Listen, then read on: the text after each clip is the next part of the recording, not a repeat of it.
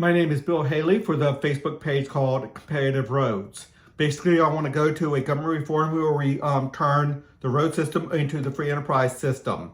So we're going to have competitive roads, and I went through the overview in like a 6-minute video, and another one like a 15-minute view, a little bit expanded view of that.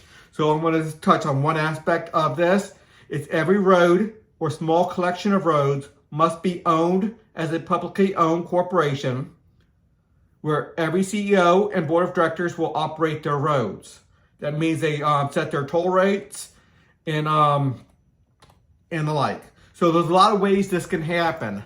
Most likely what we're going to have is on existing roads, we're going to have a CEO. All they're going to do is decide on what road maintenance contract they're going to use and set their toll rates. They don't have a lot to do. Running a road is not a super complicated business. Now, maintenance is important. Don't get me wrong. It is costly to maintain a road. You have to make sure the cracks are done, the potholes are filled, and the like. So every road or small collection of roads will be owned by a public corporation. Now, it will be a separate corporation, so there'll be a lot of road corporations out there in America. Obviously, a small collection of roads would be a whole bunch of residential roads in the same neighborhood would be owned by the same public corporation, because that would be kind of silly to have one road that gets one car go down it every day to be a toll road on its own. That would be silly. Anyway, so it has to be big enough to matter. Then the board of directors, every board of directors, if you're on a board of directors on a road, most likely you're going to be on a board of directors of a couple dozen different roads, because you don't have a lot to do. Every month you come through, just make sure what's the toll revenue coming through? What's the debt payoff? What does the maintenance look like? What's going on out there? Is the maintenance people doing a good job? That's what the board of directors is going to be looking at. CEO, the same thing. So not a lot per day per road. You're not going to have a lot of employees dealing with that. Now, a big road, maybe you might have something like the a big bridge tunnel. They're going to have some personnel coming in with a lot more expensive toll.